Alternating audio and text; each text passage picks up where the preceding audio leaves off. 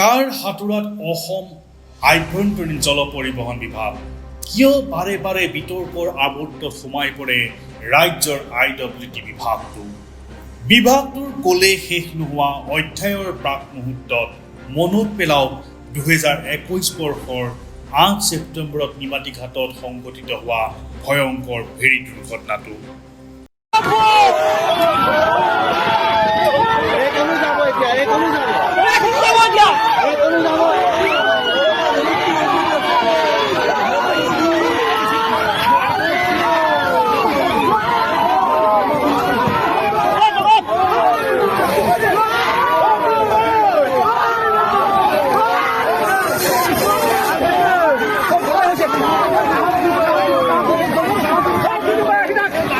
হয়, যাত্ৰীৰ জীৱনক লৈ হেতালে খেলি অহা আভ্যন্তৰীণ জল পৰিবহণ বিভাগ আৰু একাংশ গুণ্ডা সদৃশ লেচিৰ বাবেই এই দুৰ্ঘটনাটোত প্ৰাণ হেৰুৱাইছিল কেইবাজনো লোকে।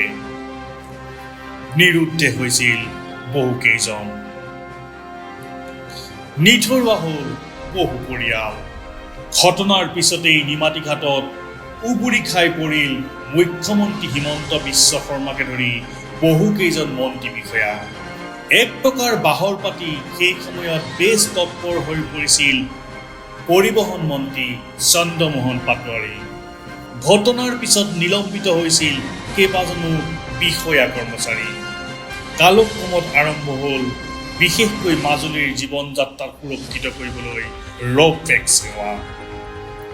কিন্তু সময় বাগৰাৰ লগে লগে পুনৰ একাংশ লেচিৰ আঙুলিৰ থৰত নচা IWT বিভাগটোৱে শেহতীয়াকৈ যেন আত্মসমৰ্পণ কৰিবলৈ বাধ্য হৈছে।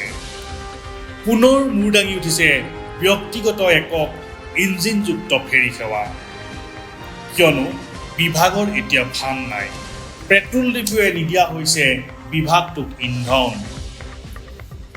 চৰকাৰো যেন মাজুলীৰ প্ৰয়োজন শেষ, কিয়নো নিৰ্বাচনো শেষ। ভাগিনকো দিয়া হ'ল বিশেষ মৰম। এতিয়া পুনৰ নেদেখাজনক নিৰ্ভৰ কৰি সাজু হওক পুনৰ এক বিভীষিকাময় যাত্ৰাৰ বাবে। IWTৰ শেহতীয়া কৰ্মকাণ্ডই তাৰেই ইংগিত দিছে। কিছুদিনৰ বাবে অৱসান পৰা লেচিৰ গুণ্ডাগিৰি সঁচাকৈয়ে নিৰূপায় নেকি ৰাজ্যৰ আভ্যন্তৰীণ জল পৰিবহণ বিভাগ? কিয় বন্ধ হৈ পৰিছে নিমাতী ফেৰী দুৰ্ঘটনাৰ পিছত আৰম্ভ কৰা অত্যাধুনিক ৰ'প টেক্স সেৱা?